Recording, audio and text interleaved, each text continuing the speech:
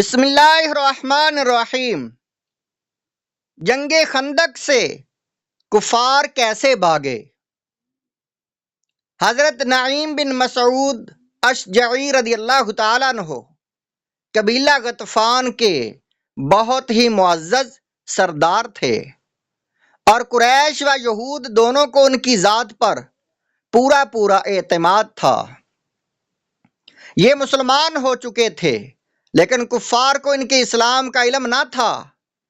انہوں نے بارگاہ رسالت میں یہ درخواست کی کہ یا رسول اللہ صلی اللہ تعالی علیہ وآلہ وسلم، اگر آپ مجھے اجازت دیں تو میں یہود اور قریش دونوں سے ایسی گفتگو کروں کہ دونوں میں پھوٹ پڑ جائے۔ آپ صلی اللہ تعالی علیہ وآلہ وسلم نے اس کی اجازت دے دی۔ چنانچہ انہوں نے یہود اور قریش سے الگ الگ کچھ اس قسم کی باتیں کی جس سے واقعی دونوں میں پھوٹ پڑ گئی۔ ابو سفیان شدید سردی کے موسم، طویل محاصرہ، فوج کا راشن ختم ہو جانے سے حیران و پریشان تھا۔ جب اس کو یہ پتا چلا کہ یہودیوں نے ہمارا ساتھ چھوڑ دیا ہے تو اس کا حوصلہ پست ہو گیا اور وہ بالکل ہی دل بدل ہو گیا۔ پھر ناگہاں کفار کے لشکر پر قہر قہار و غضب جبار کی ایسی مار پڑی کہ اچانک مشرق کی جانب سے ایسی طوفان خیز آندھی آئی کہ دیگیں چولہے پر الٹ پلٹ ہو گئیں، خیمے اکھڑ کر اڑ گئے اور کافروں پر ایسی وحشت اور دہشت سوار ہو گئی کہ انہیں راہ فرار اختیار کرنے کے سوا کوئی چارہ کار ہی نہیں رہا۔ یہی وہ آندھی ہے جس کا ذکر خداوند قدس نے قرآن میں اس طرح بیان فرمایا ہے، یا ایھا الذین آمنوا اذکروا نعمت اللہ علیکم اذ جاءتکم جنود فارسلنا علیہم ریحا وجنودا لم تروہا وکان اللہ بما تعملون بصیرا۔ سورہ احزاب۔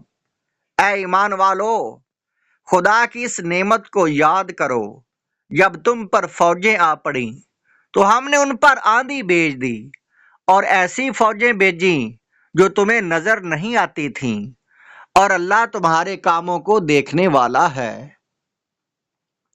ابو سفیان نے اپنی فوج میں اعلان کرا دیا کہ راشن ختم ہو چکا، موسم انتہائی خراب ہے، یہودیوں نے ہمارا ساتھ چھوڑ دیا، لہذا اب محاصرہ بیکار ہے۔ یہ کہہ کر کوچ کا نکارہ بجا دینے کا حکم دے دیا اور بھاگ نکلا۔ قبیلہ غطفان کا لشکر بھی چل دیا۔ بنو قریظہ بھی محاصرہ چھوڑ کر اپنے قلعوں میں چلے آئے اور ان لوگوں کی بھاگ جانے سے مدینہ کا مطلع کفار کے گرد و غبار سے صاف ہو گیا۔ مدارج جلد نمبر 2 صفحہ نمبر 172 اور زرقانی جلد نمبر 2 صفحہ نمبر 116 اور 118۔ غزوہ بنی قریظہ۔ حضور صلی اللہ تعالی علیہ وآلہ وسلم جنگ خندق سے فارغ ہو کر اپنے مکان میں تشریف لائے اور ہتھیار اتار کر غسل فرمایا۔ ابھی اطمینان کے ساتھ بیٹھے بھی نہ تھے کہ ناگہاں حضرت جبرائیل علیہ السلام تشریف لائے اور کہا کہ یا رسول اللہ صلی اللہ تعالی علیہ وآلہ وسلم، آپ نے ہتھیار اتار دیا لیکن ہم فرشتوں کی جماعت نے ابھی تک ہتھیار نہیں اتارا ہے۔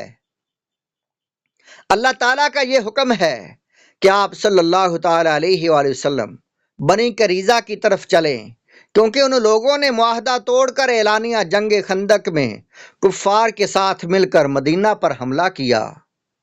مسلم باب جواز القتال من نقد العہد جلد نمبر 2 صفحہ نمبر 95۔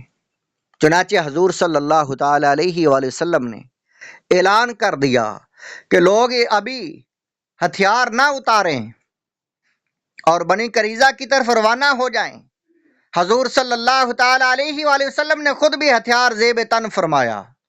اپنے گھوڑے پر، جس کا نام لحیف تھا سوار ہو کر لشکر کے ساتھ چل پڑے اور بنی قریظہ کے ایک کنویں کے پاس پہنچ کر نزول فرمایا۔ زرقانی جلد نمبر 2 صفحہ نمبر 128۔ بنی قریظہ بھی جنگ کے لیے بالکل تیار تھے، چنانچہ جب حضرت علی رضی اللہ تعالیٰ عنہ ان کے قلعوں کے پاس پہنچے تو ان ظالم اور عہد شکن یہودیوں نے حضور اکرم صلی اللہ تعالیٰ علیہ وآلہ وسلم کو معاذ اللہ گالیاں دی۔ حضور صلی اللہ تعالیٰ علیہ وآلہ وسلم نے ان کے قلعوں کا محاصرہ فرما لیا اور تقریباً 1 مہینہ تک یہ محاصرہ جاری رہا۔ یہودیوں نے تنگ آ کر یہ درخواست پیش کی کہ حضرت سعد بن معاذ رضی اللہ تعالیٰ عنہ ہمارے بارے میں جو فیصلہ کر دیں وہ ہمیں منظور ہے۔ حضرت سعد بن معاذ رضی اللہ تعالیٰ عنہ جنگ خندق میں ایک تیر کھا کر شدید طور پر زخمی تھے، مگر اسی حالت میں وہ ایک گدھے پر سوار ہو کر بنی قریظہ گئے اور انہوں نے یہودیوں کے بارے میں یہ فیصلہ فرمایا، لڑنے والی فوجوں کو قتل کر دیا جائے، عورتیں اور بچے قیدی بنا لیے جائیں اور یہودیوں کا مال و ثواب مال غنیمت بنا کر مجاہدوں میں تقسیم کر دیا جائے۔ حضور صلی اللہ تعالی علیہ وآلہ وسلم نے ان کی زبان سے یہ فیصلہ سن کر ارشاد فرمایا کہ یقیناً بلا شبہ تم نے ان یہودیوں کے بارے میں وہی فیصلہ سنایا ہے جو اللہ کا فیصلہ ہے۔ مسلم جلد نمبر 2 صفحہ نمبر 95۔ اس فیصلہ کے مطابق بنی قریظہ کا لڑاکا فوجیں قتل کی گئیں، عورتوں بچوں کو قیدی بنا لیا گیا اور ان کے مال و سامان کو مجاہدین اسلام نے مال غنیمت بنا لیا اور اس شریر و بدعہد قبیلہ کے شر و فساد سے ہمیشہ کے لیے مسلمان پر امن و محفوظ ہو گئے۔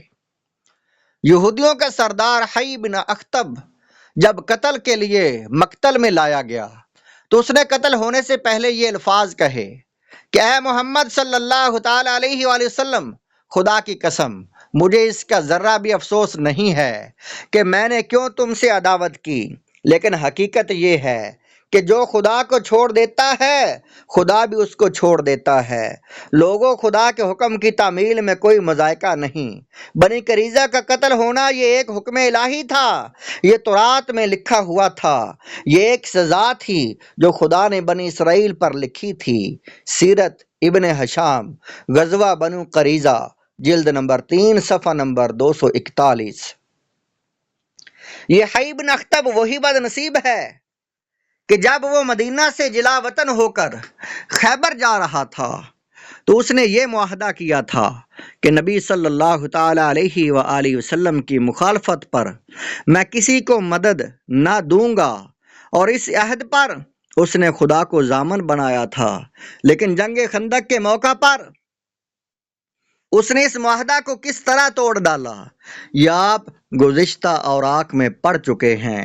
اس ظالم نے تمام کفار عرب کے پاس دورہ کر کے سب کو مدینہ پر حملہ کرنے کے لیے ابھارا، پھر بنو قریظہ کو بھی معاہدہ توڑنے پر اکسایا، پھر خود جنگ خندق میں کفار کے ساتھ مل کر لڑائی میں شامل ہوا تھا۔